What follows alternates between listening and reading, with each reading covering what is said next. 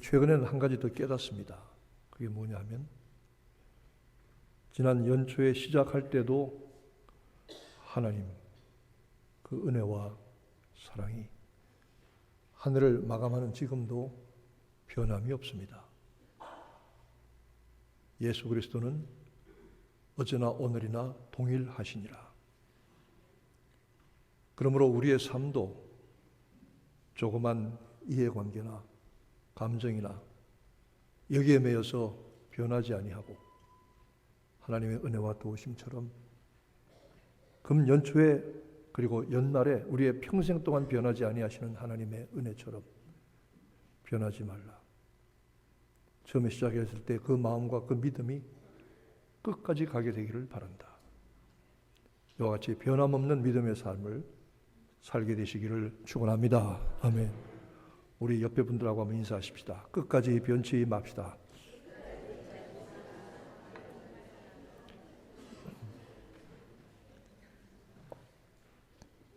하나님이 그러하시니까 세상의 모든 일에는 원리라는 것이 있습니다. 원리. 원리는 반드시 그렇게 되어지는 이치와 법칙을 말합니다. 그 원리대로 되어지지 아니하면 문제가 복잡해지거나 정상적인 삶이나 일이 불가능하게 되는 것이죠. 우리는 이 원리에 의지해서 살아가고 이 원리에 의지해서 앞날을 예측하고 원리에 의지해서 삶의 모든 문제들을 해결해 나갈 수가 있는 것입니다. 반드시 그렇게 되어야 하는 법 혹은 원칙을 원리라고 하는데 세상의 모든 일은 하나님의 창조의 원리에 따라서 움직여지고 진행되고 있다는 사실입니다. 이 모든 우주와 천체의 운행이 그리고 우리가 맞이하는 어제와 오늘이 작년과 금년과 내년이 그리고 한 시간 시간이 우주 전체의 기가 막힌 하나님의 창조의 질서와 섭리에 따라서 움직여지기 때문에 오늘 우리는 이 자리에 와 있으며 또 계속해서 올 것이고 내일을 살아갈 수 있게 되는 것입니다. 이와 마찬가지로 영적인 세계에서도 하나님이 정하신 원리가 있습니다. 영적인 원리가 있습니다. 반드시 그렇게 되어져야 하고 그 원리를 따라가야만 사는 길이 있습니다. 이것을 사영리라고 말합니다. 네 가지 영적 원리, 영어로는 Four Spiritual Principles 이렇게 말합니다. 우리는 이 하나님이 정하신 영적인 원리를 따라야만 바로 살 수가 있고 영적인 원리를 따라야만 영원할 수가 있으며 영생을, 구원을, 생명을 받을 수 있는 것입니다. 하나님이 정하신 영적 세계의 원리 가운데 가장 중요한 네 가지를 사영리라고 한다고 했습니다. 그 네 가지 근본적인 원리가 무엇입니까? 여러분은 이미 잘 알고 계신지도 모릅니다. 첫 번째 원리는 하나님이 세상을 이처럼 사랑하신다는 겁니다. 오늘 성경 본문 말씀에 하나님이 세상을 이처럼 사랑하사, 하나님이 그냥 적당히 사랑하시는 것이 아니라 이처럼 사랑하사 독생자를 주셨으니 누구든지 저를 믿는 자마다 멸망치 않고 영생을 얻게 하려 하십니다. 영생을 얻게 하려 하십니다. 여러분, 하나님이 세상을 사랑하신다고 할 때에 제가 아는 어떤 선배 목사님은 이 성경 구절을 읽으시다가 깜짝 놀랐답니다. 하나님, 이 세상이 하나님의 사랑을 받을 만합니까? 이 세상의 악한 죄들을 보세요. 이 세상에 사람들이 처해있는 죄악의 어둠을 보세요. 지난주에 20몇 살짜리 약대를 다니는 학생이 집이 얼마나 부자인지 모르지만 결혼도 안 한 20대 청년이 포르쉐 자동차를 몰고 다니다가 나는 만져도 못 봤는데 포르쉐가 밤에 술을 잔뜩 먹고 가다가 스쿨버스 밑으로 들어가 받았어요. 그래서 옆자리에 잤던 유학생, 24살짜리 여학생이 그 자리에서 죽었어요. 이게 플러싱의 먹자골목에서 일어난 일이에요. 술 안 먹었으면, 방탕하게 안 살았으면 왜 술 먹지 말라고 하는지, 그 아까운 생명이 24살짜리 유학생이 여기 왔다가 남자친구 잘못 만나서, 세상에 이런 일들 많습니다. 여러분 보세요. 신문에 보세요. 방송에 보세요. 모든 죄와 범죄들이 다 술 먹는 일 아니면 남자 여자 관계입니다. 돈입니다. 이 어둠이 가득한 이 세상에, 죄악이 가득한 이 세상에 사는 인생들, 그리고 그 가운데는 하나님을 거역하고 불순종하고 믿지 않는 불신앙의 사람들이 가득한데, 이 세상이 심판과 멸망과 저주의 대상이어야지 어떻게 하나님이 이 세상을 사랑하신다고 하느냐. 하나님이 한빛교회를 사랑하신다면 혹 이해가 되겠다. 하나님이 한빛교회 아무개 집사나 성도를 사랑하신다면 이해가 되겠다. 근데 하나님이 이 세상을 사랑하신다고, 이게 말이 되냐고 충격을 받았답니다. 저도 그런 느낌을 가졌어요. 왜 하나님이 이 세상을 사랑하시느냐? 이 세상은 비록 어둠과 죄 가운데서 하나님을 거스리고 불순종하며 거역하며 음란하고 교만한 가운데 살고 있지만, 그러나 이 세상을, 그리고 이 세상의 사람들을 하나님이 지으셨다, 그 말이에요. 제가 늘 얘기하지만 이 인생관이라고 하는 것은 가치관, 세계관, 우주관에서부터 출발합니다. 우주관이 무엇이냐? 하나님이 천지를 지으셨다, 이 말입니다. 하나님이 우리 인생을 지으셨다, 이 말입니다. 하나님이 천지를 지으시고 우리 인생을 지으시고 하나님의 목적과 계획대로 우리를 이 땅에 살게 하셨다, 이 말입니다. 되는 대로 어떻게 만들어져서 되는 대로 살다가 죽는 인생이 아니라, 이 말입니다. 절대적인 인생의 차이가 있습니다. 왜냐하면 우주관이 다르고 세계관이 다르고 가치관, 인생관이 다르기 때문입니다. 여러분, 하나님이 천지를 창조하시고 나와 이 모든 천지의 만물을 하나님의 목적과 계획대로 선한 뜻으로 지으신 것을 믿으시면 아멘 하시기 바랍니다. 이게 우리 신앙 고백입니다. 이걸 배우고 세상을 살아가는 인생들하고 이걸 모르고 살아가는 인생들하고는 천지 차이가 있습니다. 이 세상을 하나님이 당신의 목적과 계획으로 지으셨어요. 아름답게 지으셨어요. 하나님 겁니다. 우리 인생을 하나님의 형상대로 지었어요. 하나님의 모양을 따라 하나님의 형상으로 나를 만드셨다고요. 흙덩어리로 나를 만드시고 우리 속에 생명의 기운을 불어넣어 주셔서 우리가 생명 살아있는 영적인 존재가 되게 하셨다고요. 하나님이 사랑하시는 까닭은 우리가 하나님의 것이기 때문입니다. 하나님이 자기 소유로 삼았기 때문입니다. 그러기에 하나님이 책임지십니다. 하나님이 우리 인생을 관리하십니다. 우리의 삶을 하나님께 맡겨드리면 하나님이 우리 인생을 소유하시고 책임지시고 관리하십니다. 하나님의 뜻 가운데 사시기를 축원합니다.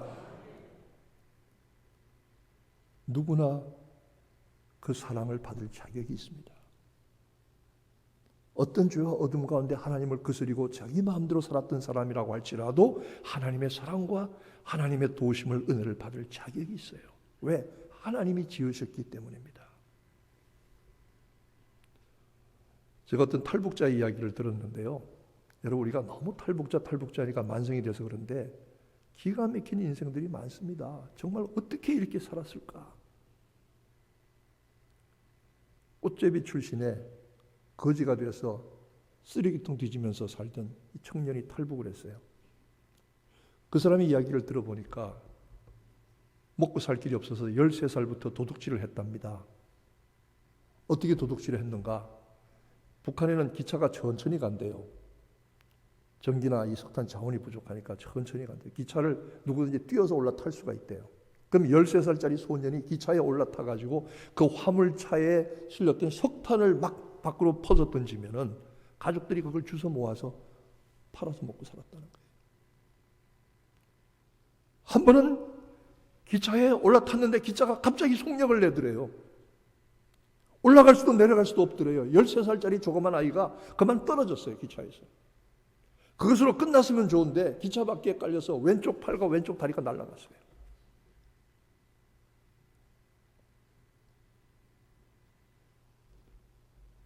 견디다 못해서 어머니와 동생은 만주로 북중국으로 넘어가고 자기도 중국으로 기어서 넘어갔대요. 아버지는 중국으로 나오다가 잡혀서 고문당해서 죽었대요. 그곳에서 탈북자를 돕는 어떤 선교회를 만나서 태국까지 가는데 2000km를 쩔뚝거리면서 지팽이 하나 의지해서 갔다는 거예요. 어느 누구도 돌아봐 주지 않는. 태국의 수용소에서 여러 날 동안 생활하다가 한국에 왔는데 북한에서는 이 장애자는 사람 취급을 못 받습니다. 혁명의 장애물입니다. 그런데 남한에 내리니까 이 탈북자들을 관리하는 국정원 직원이 제일 먼저 그 사람 만나서 건네준 게 목발이래요. 목발. 이 목발을 받아드는 순간에 얼마나 감격하고 고마운지, 나를 사람 취급해 주는구나. 이 나라가 나를 사람 취급해 주는구나.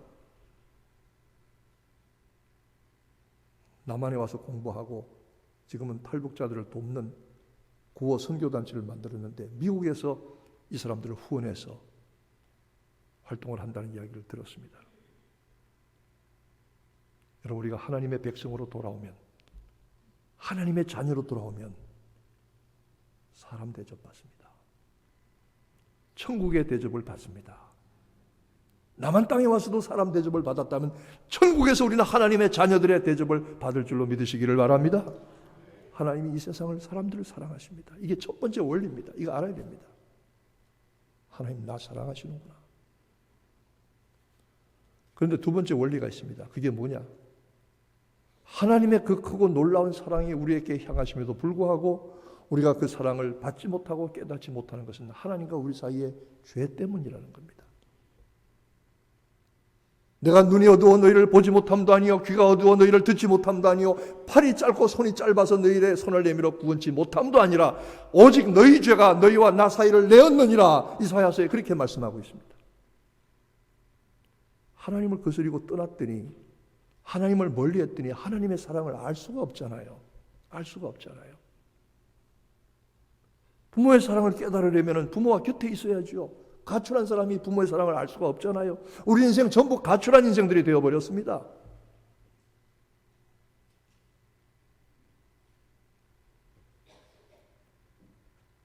인생의 죄가 뭡니까? 우리 다 죄인입니다. 왜 교회만 가면 다 죄인 탈, 교회 죄인들이 앉아가지고. 어떤 분이 그럽니다. 목사님, 교회가 왜 이렇게 시끄럽습니까? 원래 시끄러운 겁니다. 왜? 죄인들이 다 와서 앉았기 때문에. 병원은 가면 맨날 죽는 소리 합니다. 왜? 환자들이 가득가득 하니까. 예수님께서 말씀하십니다. 나는 의인이 필요치 않다. 죄인을 부르러 왔다. 이렇게 말씀하시죠. 죄가 뭡니까? 도둑질하고 사기치고 남 때리고 훔친 거, 이런 게 죄입니까? 그것도 죄지요. 그러나 정말 성경이 말씀하는 죄는 무엇입니까? 하나님과 내 사이가 멀어지고 내가 내 인생의 주인인 줄 알고, 내가 주인인 줄 알고 스스로 나 잘난 줄 알고 살았다, 이 말입니다. 우리 인생이 어떻게 자기가 자기 인생의 주인이 됩니까? 우리를 지으신 창조주가 하나님이 우리의 주인이 되셔야지. 그러니까 자기가 자기 인생의 주인인 줄 알고 사니까 이게 제멋대로 삽니다. 그러니까 엉망으로 사는 거예요. 어디로 가는지도 모르고, 어디서 왔는지도 모르고, 어디에 서 있는지도 모르고, 제 마음대로 살다가 그냥 허덕허덕 살다가 돈 벌고 먹고 살고 애 낳고 시집고 장가가고 살다가 그냥 죽는 거예요. 이게 그렇고 가는 거예요. 자기 인생의 주인이 자기라고 생각하고 자기가 주인 노릇한 게 죄입니다. 이게 가장 큰 죄입니다. 하나님의 사랑과 은혜를 거스리고 저버린 죄가 가장 큰 죄입니다. 그러니까 그 인생이 제멋대로 가는 것이고 실패하는 것이고 혼란스러운 것이고 계속해서 어둠의 굴렁텅이에 들어가는 것이죠. 자기가 자기 인생의 주인이라고 생각하는 사람들, 자기 마음대로 생각하고 살아가는 죄인들은 어둡고 굳은 마음으로 하나님의 사랑을 받아들이거나 이해할 수가 없습니다. 아니면 그 사랑이 너무 멀게 느껴집니다. 자기와 상관없는 것처럼 느껴집니다. 근데 많은 사람들이 회개하고 하나님께로 돌아왔을 때 그들의 첫 번째 깨달은 것이 무엇이냐면, 내가 하나님의 사랑을 모르고 살았다. 내가 내 마음대로 살았다. 내가 내 인생을 마음대로 살았다. 왜 이렇게 살았을까? 하나님께로 돌아가야지. 집을 나온 탕자가 아버지께로 돌아가는 것과 같습니다. 저도 그런 경험을 했어요. 인생의 주인이 내가 아니라 하나님이신데 이걸 떠나서 내 마음대로 살았구나. 그러다 보니까 내 인생이 복잡해지고 혼란스러워지고 무의미하게 되고 무가치하게 되는 인생이 하나님과 점점 멀어짐으로써 하나님을 욕하고 거스림으로써 하나님의 사랑과 은혜를 받을 수도 없는, 그리고 굳이 어두운 가운데 들어가고 굳이 그늘 속으로 들어가고 굳이 험한 곳으로 숨어 들어가려고 하는 인생의 본성이 다 드러나게 되는 것이죠. 이것을 깨닫고 하나님께로 돌이켜야 합니다. 세 번째로, 예수 그리스도로 말미암아 그 사랑을 나타내셨습니다. 죄와 어둠 가운데서 죽어갈 수밖에 없던 영혼들, 하나님을 배신하고 배역하고 멀리 떠났던 인생들을 향해서 하나님이 구원의 길을 내어주셨는데, 그 구원의 길이 예수 그리스도로 말미암은 십자가가 그 구원의 길이 되심을 믿으시기를 바랍니다. 하나님 우리 사랑하신다고요? 그 사랑의 증거가 어디 있습니까? 저는 하나님의 사랑의 증거를 두 가지로 봅니다. 첫 번째는 하나님의 침묵이 하나님의 사랑의 증거입니다. 역설적으로 그렇습니다. 이 목회를 하다 보면은 억울하고 분한 일이 많아요. 뻔한 일인데 누가 나가서 말을 만들어서 퍼뜨려요. 막 이상한 소리 해요. 답답하고 분하잖아요. 그걸 옆에서 지켜보는 분이 이렇게 얘기할 때도 있어요. 목사님, 아주 다 얘기하세요. 다 까발리세요. 그렇게 안 해요. 왜냐하면 그렇게 하면 좋지 않게 되는 사람들이 있어요. 어떤 목사님이 그래요. 내가 다 얘기하면 다치는 사람들이 생겨. 그래서 얘기하지 않고 내가 품고 가는 거야. 다 터뜨리면 다치는 사람들이 생겨. 하나님이 만약에 심판하신다고 하면 살아남을 사람 아무도 없습니다. 우리의 그 모든 죄와 허물에도 불구하고 하나님이 창조 이후로 지금까지 참고 기다리고 견디고 하루가 천년처럼 천년이 하루처럼 돌아오기를 참고 기다리고 또 기다리고 또 기다리고 또 참으시고 또 기다리고 또 참으시고 또 기다리는 이 일이 하나님의 사랑입니다. 하나님의 사랑이 여기 있습니다. 그래, 하나님이 심판 안 하십니다. 하나님 심판하시는 하나님이 아닙니다. 심판하려고 하시는 하나님이 아닙니다. 웬만하면 안 하시려고 합니다. 하나님의 침묵을 오해하거나 무시하지 마세요. 두 번째로, 하나님의 사랑의 증거가 바로 예수 그리스도의 십자가입니다. 우리가 아직 죄인 되었을 때 그리스도께서 우리를 위하여 죽으심으로 하나님께서 우리에게 대한 자기의 사랑을 확증하셨느니라. 예수의 십자가보다 하나님의 사랑이 더 큰 게 어디 있습니까? 우린 다른 사람 위해서 피 한 방울 물 한 방울 손도 깎은 거 하나도 내어주지 않으려고 하는데, 우리 주님이 우리 위해서 십자가에 다 고난 받으시고 우리 죄를 위해서 대신 십자가에 죽으셔서 대신 우리의 죄값을, 우리가 도저히 치를 수 없는, 우리가 목숨으로밖에 갚을 길이 없는 죄값을 예수 그리스도께서 당신의 목숨으로 대신 갚으신 것을 믿으면, 그가 우리의 대속의 제물이 되신 것을 믿으면 하나님께서 우리의 죄를 처리하여 주시고 간과하시고 동에서 서가 먼 것처럼 없이 하여 주시고 인정치 아니하시고 우리를 하나님의 자녀로 받아주시는 것을 믿으시기를 바랍니다. 하나님과 우리가 원수되었던 관계에서 그리스도 예수께서 십자가에 대신하여 죽으심으로 우리가 하나님 앞에 기쁘게 자유롭게 화목하여 나아갈 수 있게 되었습니다. 그리스도의 십자가는 대속과 화목의 십자가입니다. 죄와 어둠의 땅에 오셔서 십자가에 죽으신 것이 하나님의 사랑의 직접적인 증거입니다. 여러분, 이게 늘 듣는 말이니까 그 말이 그 말 같습니까? 아닙니다. 늘 들으니까 그 말이 그 말 같습니까? 아닙니다. 그리스도의 십자가가 하나님이 우리를 향하신 가장 직접적이고 확실한 최고의 증거인 것을 믿으시면 아멘 하시기 바랍니다. 네 번째로, 우리는 그 사랑을 믿고 받아들여야 합니다. 우리는 하나님의 크고 놀라우신 사랑을 깨닫고 알고 믿고 받아들여야 합니다. 부모의 재산을 절반이나 빼앗다시피 가지고 나갔던 자식이 재산 다 잃어버리고 거지가 돼서 남의 집에 가서 모섬으로 돼지나 치면서 돼지가 먹는 열매들 먹겠다고 돼지 머리하고 부딪히면서 싸우는 이 꼴이 되었을 때에 그는 문득 깨달았습니다. 우리 아버지 집에는 모섬들도 굶주려 죽질 않는다. 품삯꾼들도 배고파서 죽는 일 없다고. 아버지께로 돌아가자. 아버지께로 돌아가자. 제가 그 전에 청소년들에게 재밌는 예화를 얘기했어요.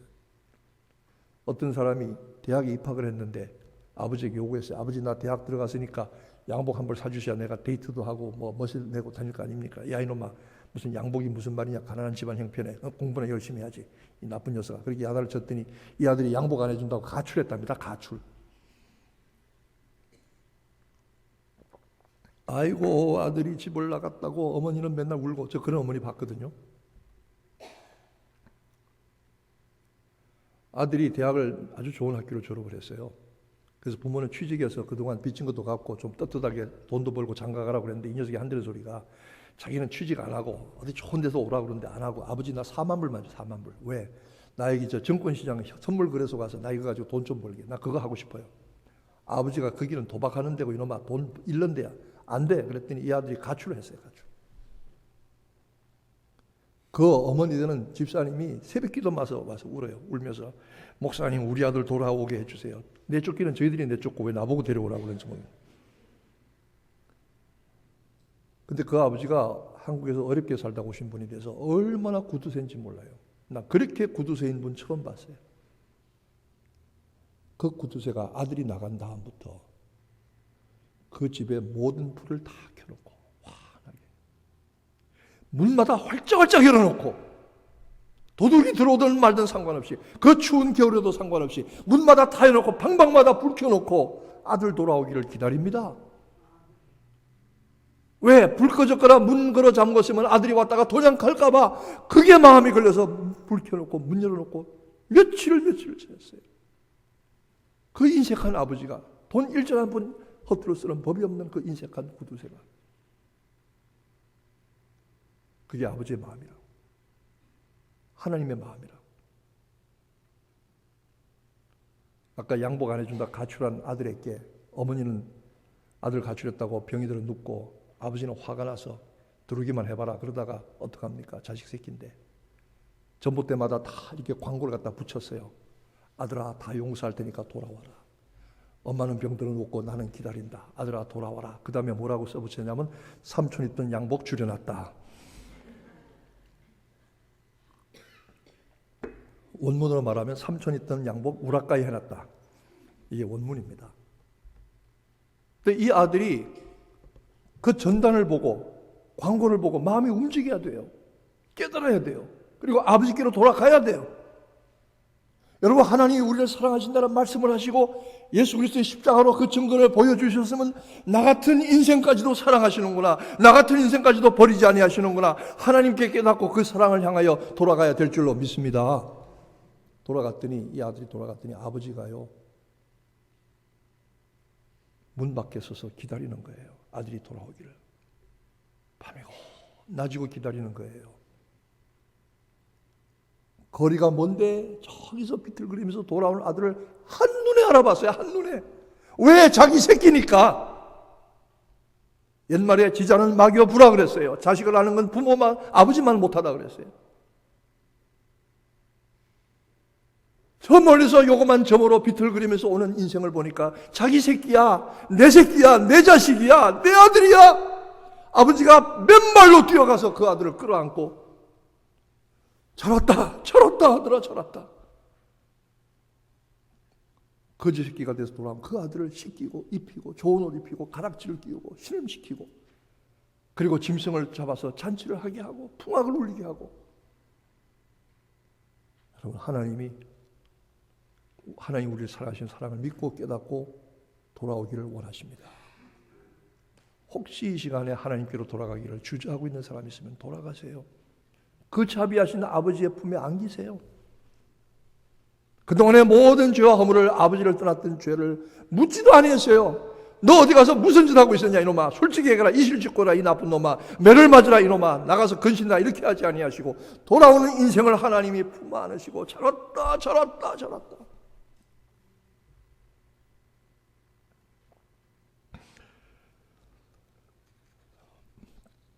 하나님의 크고 놀라우신 사랑을 알아야 하고 믿고 받아들여야 합니다. 그러기 위해서는 스스로 자기 인생의 주인 노릇하였던 것을 그 죄와 교만을 회개하고 하나님께로 돌아와서 예수 그리스도가 나의 주인이 되시도록 그분을 내 영혼과 삶에 모셔야 합니다. 이제부터는 예수님, 당신이 나의 주인이십니다. 예수님, 당신이 나의 하나님이십니다. 지금까지는 내 마음대로 내 인생의 주인이 나인 줄 알고 살았지만 이제부터는 하나님의 뜻대로 살겠습니다. 이렇게 될 때에 놀라운 변화가 삶에 일어나게 됩니다. 안 경험해 본 사람 모릅니다.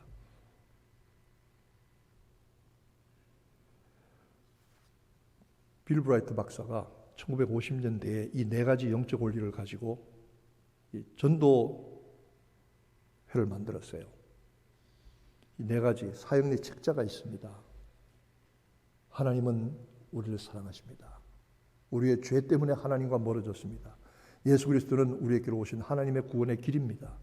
우리는 그 사랑을 믿고 받아들여서 예수를 나의 중심으로 주님으로 모셔야 합니다. 이것 가지고요 수백만 명 수천만 명을 구원했어요. 샌버나디노 캘리포니아의 에로헤드 스프링스라고 하는 곳에 있는 국제본부가 있습니다. 제가 미국 처음 와서 한번 가본 적이 있는데 이 단체 이름이 CCC입니다. Campus Crusade for Christ. 대학생 선교회입니다. 저는 놀려주느라고 코카콜라 컴퍼니라고 CCC라고 그랬습니다만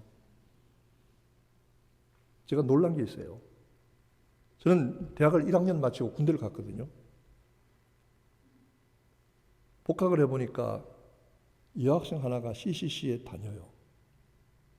클래스메이트들 한 4, 50명 되는 사람들을 전도를 해요. 근데 아무도 귀를 안 기울여요. 전라남도 광주에서 올라온 송명란이란 자그마한 자매입니다. 혼자서 아침 이런 시간에 숲속에 들어가서 캠퍼스의 숲속에 들어가서 기도하고 말씀 보고 전도의 대상자들을 위해서 간절히 기도하고 전도해요. 처음에 저는 우습게 알았어요. 저도 교회 나갔지만. 근데 이 자매가요 3년 후에 졸업할 때에 이 한 사람이 12사람을 전도했어요. 12사람이 캠퍼스에 모여서 아침 이런 시간마다 엎드려서 기도하고 말씀 보고 찬양하고 전도하러 나가는 거예요. 한 사람이 12사람 만들었어요. 제가 놀랐어요. 김중훈 목사님이 CCC를 한국에서 시작하셔서 수십만 수백만 명의 젊은이들이 구원받았어요. 저는 그분들이 어떻게 전도하고 어떻게 헌신하는지 봤어요. 우리 교회도 자기의 삶을 포기하고 대학을 나와서 켄터키에 있는 미국의 침례교회 7개 중에서 제일 좋은 명문신학교를 나와서는 평생을 이 캠퍼스에 다니면서 뉴욕 인근에 있는 무슨 맨하탄의 수니, 큐니, 바룩, 헌터 이런 데 다니면서 학생들을 전도하는 이 사명을 해서 지금도 문 바친 자매가 우리 교회에 있어요. 제가 그 자매가 3년 동안 신학교 공부할 때 한 번도 못 도와줬어요. 내가 미안해요. 정말로 미안했어요. 근데 그 자매가 3년 신학교를 마치고 우리 교회로 다시 왔어요. 와가지고 지금 주일마다 유초동부에 가서 교사로 봉사해요. 가끔 설교도 해요. 그리고는 주중에 나가서 자기의 모든 시간과 힘을 바쳐서 캠퍼스 전도하러 다녀요. 여러분들의 자식들을 전도하러 다닌다고요.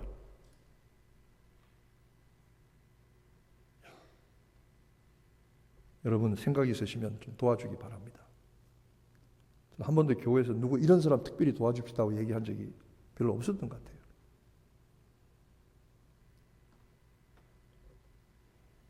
세상에 제일 소중한 일이 영혼을 살리는 일이고 제일 소중한 일이 전도하는 일입니다. 이 지혜 자매가 새벽 기도 와서 기도할 때 보니까 저도 기도에 1시간 기도하고 나가거든요. 이 지혜 자매는 2시간씩 3시간씩 기도해요. 기도하는데 보니까 이만한 바인더를 가지고 와요. 바인드에 뭐가 들었나? 그러니까 전도의 대상자들 이름이 다 들었어요. 그리고 그 사람들의 인적 상황, 현재 형편, 처지, 영적인 상태, 그 사람들의 이름을 하나 불러가면서 기도하고 또 넘기면서 기도하고 한국말로 했다가 영어로 했다가 한국말로 영어로 했다가 울면서 기도하고 붙들고 기도하고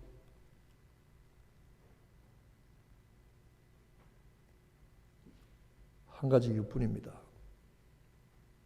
하나님의 사랑을 깨달았기 때문입니다. 하나님이 천지를 지으시고 나 같은 인생도 지으셨어. 죄 어둠 가운데서 멸망과 심판과 저주를 받을 수밖에 없는 인생들과 이 세상도 하나님이 참고 기다리시면서 돌아오기를 기다리시면서 한 분의 아들 예수 그리스도를 보내어 우리 대신해서 십자가에 피 흘려 죽게 하신 이 사랑을 믿고 받아들여야 합니다. 여러분, 이 은혜가 여러분의 평생에 충만하시기를 축원합니다.